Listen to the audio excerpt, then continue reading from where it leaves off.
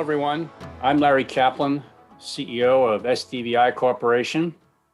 It's my pleasure today to host a conversation with David Travis. Dave is Group Director of Content, Technology, and Platforms at Sky. And also joining the conversation is Darren Long. Darren is Group Director of Content Processing at Sky. And the subject of our conversation are the challenges and benefits of evolving from a traditional on-premise infrastructure to the cloud. Anyone that is seriously contemplating moving to a virtual supply chain quickly realizes that the transition doesn't happen overnight. The operational and financial benefits in terms of the agility and efficiency of the organization are pretty amazing, but it's definitely a journey. Darren, you were there when Sky first started thinking about the cloud years ago. And Dave, you just joined Sky last year, but now have responsibility for where the company goes from here. So let me start with Darren. Darren, can you describe the path that Sky took to get to the current state of things? Well, look, this is pre-COVID, Larry. So everything I'm going to talk about is obviously changed in this COVID land. But let's talk about where we started. And I think where we started is where every large organization that has obviously on-prem equipment starts, which is we've sunk costs. We've got a large operating organization. And so it took an inordinate amount of time to look at some fundamentals. Number one, how much is it going to cost to move to the cloud? Number two, are we ready to move to the cloud? Number three, what's our organization structure going to be and what's the benefits going to be long term? I think when we looked at all of these things, we kept freezing like large organizations always did initially, because obviously we always looked for the benefit. What was the benefit from a business point of view? How many people and how many heads benefit? And so what we had to do is go through that process of change. And I think it's really interesting when you look back at where we are from where we are today to where we were.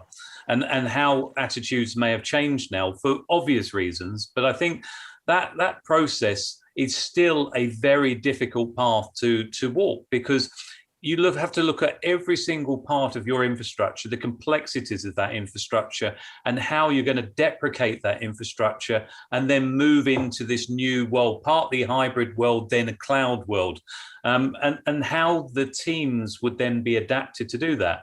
And I think this was the focus and the time it took for us to really sort of grow to understand the benefits we would get, not just people benefits, but operational benefits. And I think once we realized that, it was just then a process of how do we get there? What's the path? How difficult is the path? And what do we need to do? So I think really to answer your question succinctly, it was a journey. I don't think it's a switch. I don't think I would say with any company that's going through that process, there is a lot of navel gazing to see where you need to go, and a lot of guessing to ensure that actually everyone gets confident in that process. But I think when you tip the balance and absolutely step into that process, you actually realize that there is no other option. You need to move forward as an organization, and the benefits you will get will definitely outweigh the difficulties on that journey that you need to take. So have you realized some of those benefits yet? You guys are still pretty early in the process. We are. I mean, yes, we have, and I think where we're starting to see the benefits is that we've started with our TX packaging. We're now in the cloud with that, and already we're seeing benefits there. We're getting benefits which are more benefits in opportunity as well, Larry, because I think we're seeing where we can go as an organization by pushing us harder to go faster to get into the cloud. And I think, I'm sure Dave will back this up, is that the exciting times are ahead of us, because we know that actually when we start tipping into this new world, the way we can process content at volumes, the way that we can distribute our content at volumes, and the way that we can aggregate from our third parties at volumes, all of a sudden all of the pieces come together. And I think that's the important thing. It's not just a journey for us, but it's also a journey for our third party suppliers as well. So I think we're all going on that together. But I damn well know that when we get to the other end, we're going to have huge benefits when we can realize that as a group and also externally of Sky. So Dave, you're kind of a newbie, I guess. And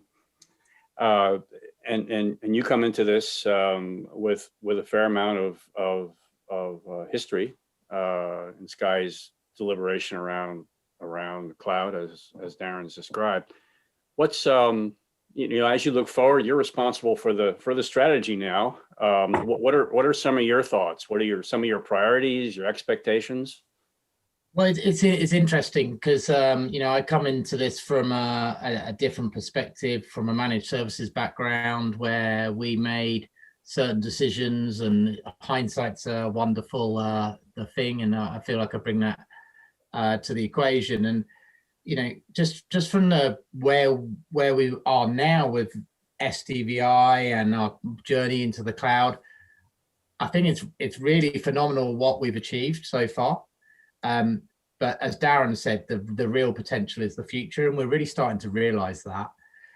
I mean, equally, Sky had some failed attempts at doing this in the past as well, and it's interesting looking at those lessons. I think there was a lot of people try and boil the ocean with this, and people talk flippantly around agile methodologies with this, but it is really important. You've got to test these equations and have an MVP. And as Darren said, we're now very successful in doing some very discrete user cases, and and the flexibility that's giving us is massive. We're now building on those MVPs, and they're getting bigger and bigger every day, and doing more and more of our content supply chain. But the direction of travel for us is, number one, is having all of our content processing and management in the cloud. It is converging multiple different countries together. So we're now focusing on not only what we do in the UK, but we have consistency across Germany and Italy. And then looking at those workflows, which in the past have been very targeted, rightfully so, towards the consumer, but looking at how can we bring greater standardization to the workflows we do. So we effectively have an end-to-end content factory, which aggregates content out to all the different consumer propositions we have in the market. But the other real big benefit that we're starting to realize is the other capabilities that we can very simply integrate and find even better efficiencies and optimization. And then we've been approached about new consumer propositions that we may want to consider within Sky. And suddenly we're like, you're not talking about 2 years here. You're talking like months to execute MVPs. You're talking incredible, very fast time to market. And we are all shocked. The levels of agility and benefits the cloud bring you is just astronomical. So really, to answer your question, Larry, is we see a future in the cloud, working with you guys and adding more and more functionality and breaking down these workflows into very discrete areas that we say, right, let's target that, let's target this, let's target in a sort of a sequence, and gradually our workflows expand and become more and more flexible. You mentioned the multiple countries, and as an outsider looking in, I don't think people realize that not too long ago, Sky Europe was really 3 different entities. Yeah. And actually commercially 3 different entities, and only was it maybe 2 years ago it became a single company. Well, as an engineering function, we've only really moved to group in the last sort of 6 to 12 months, and but it is the biggest enabler for helping us achieve that. No, and I think you have a substantial operation in Milan, and a production facility in Germany. I don't think people realize that, and Sky in particular has chosen to integrate across those businesses in the cloud, and you're the first one to do that. Actually, our experience is that companies view it as a transition. They start with multiple instances with the intention of gradually going to a single shared facility. But you guys have jumped all the way which is really impressive given the complexity. So you mentioned the flexibility that you've realized, and it's almost like an epiphany. We had a case recently where there were two media companies that came to a business relationship. They established where one company was going to distribute the library of the other. And because they were both in the cloud, they were able to move that entire library in a day and a half. Pretty amazing. It is. And if I could pick up from what Please. Dave was saying earlier, I think what is interesting, and Dave mentioned this, and he's a seasoned sort of engineer who understands this probably from his previous experiences, but the speed is what shocks me all the time. And I think that's a good thing and a bad thing, because we're all going on this journey and suddenly we realize that this journey could be only a couple of weeks before we're actually realizing the opportunity. And I think that's something where we have to learn. That's another area where we have to learn and maybe fail sometimes, but fail quickly and move on. And I think those are the opportunities where we try something, we fail, we move on, we go to the next one. And I think that's what cloud is really giving us, that ability to prove it, that, as Dave said, the MVPs really just kind of teasing out those things. So that's the exciting thing as well. And that speed goes both ways, really. I mean, time to execute a new workflow and functionality is considerably reduced. So your integration times are reduced. And in the time which in order to undertake an activity, an operational workflow is actually to most people quite uncomprehendable. And there was a good example. We currently have a workflow that is on-prem for a platform that we're soon to deprecate. We're transitioning the workflow into SDVI. And right now we were talking about 3 or 4 months to transition some very small amount to process some assets. In this equation, I was asked, well, what would happen if it was in the cloud? And it's, what will it be in 3 months' time from now? And we're like, well, we could do it overnight. And that's the difference, right? And most people go, no, you're making it up, but it really is true. No, it's really you can tell people that are on this journey and those that are not, and the ones that are. Go right to the agility, go right to the speed point, and cost is significant, but it's really almost second order to the agility and speed of the organization and the opportunities that opens up. And the cost one is interesting because people, I think, misinterpret the cost. The cost of delivery in the cloud is significantly lower. You could argue the operational costs may be slightly higher with the vendor community, but the benefits of what it gives you far outweigh the cost differential. So it really shouldn't be taken into the equation. And we kind of view that all of the other benefits are massive. So when you look back over a set period of time, cloud is the only way to go. No, it's great. We appreciate that. So if you were talking to someone who hadn't yet started this journey, Darren, how would you advise them? What would you say they need to think about first? I think the key one Dave highlighted, but I will reiterate it again because I think I got my fingers burnt with this one, which is don't try and boil the earth, which is go for agile development of the MVPs.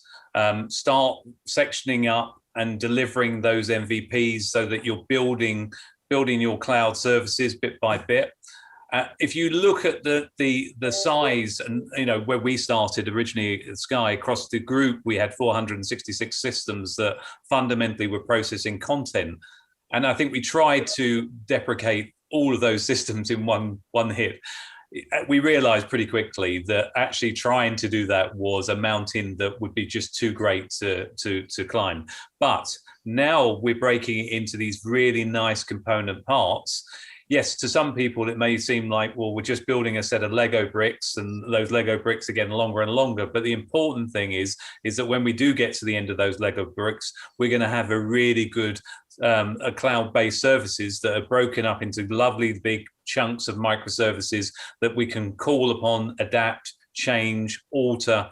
So my advice or guidance, should I say, to people is, please look at what you're doing and prioritize where you get the benefits in the organization. And it may be that you decide to bite off the easier things first while you're learning, and then go in to start looking maybe at the acquisition side of it before, maybe start on the distribution side. So that's where I would say people just need to be very careful to ensure that you just don't go too hard too quickly.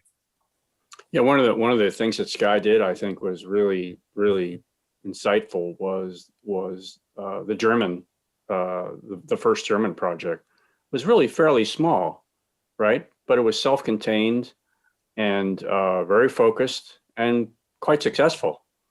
It was very successful. Yeah. And I think that one especially, we had a problem. We had two things we had to weigh up, Larry. We had one, which is the cost of buying on-prem equipment to replace equipment that was aging and falling over, or we had to go to the cloud. And there was no other view in my mind that that's what we should do, because fundamentally it would lead us on to other opportunities. So to your point, very small team, very focused, very clear on its delivery. But you know what? It did it in a super quick time. And continue to benefit us, and now we're learning from that greatly. That's great. So Dave, any parting thoughts? Any suggestions to people on the path but behind you? I mean, I've been there. We in my previous life we did some private cloud deployments. And seeing what we're achieving at Sky and seeing the direction, it's evident that this is really the only way to go. And if you're working with partners that follow a sort of an agile methodology, you have a very strong relationship. I think you've got to have a good relationship with your vendor. Sorry, doorbell. And that they follow sort of a microservice philosophy, because the microservice philosophy, I go on about it a little bit, maybe a little bit too much, but it means that the partners you're working with are moving at a very fast pace. And we've seen the benefit of that. Functionality that didn't exist in your platform last quarter, suddenly there's all this new stuff which we can be taking advantage of, which is really good. That's the speed at which you can offer us new functionality. Don't be scared to make a mistake, because these things are fixable. Very small incremental steps. You learn from it, you change, you fine tune. You're not going to get it all right, but eventually you'll get there. And I think that's the benefits. If you think with that sort of monolithic software stack, a hardware on-prem mentality, you'll be unsuccessful. I think you've got to be thinking far more. These are just Lego blocks that you can just move around, and eventually you get to your ending equation. Will benefit you. So be flexible, move quickly, fail fast, learn fast, really. Great. Thanks both of you. The comments were excellent. I'm sure lots of folks will be highly interested in your insights. And again, thank you very much for doing this. Thank you very much. Thanks, Larry.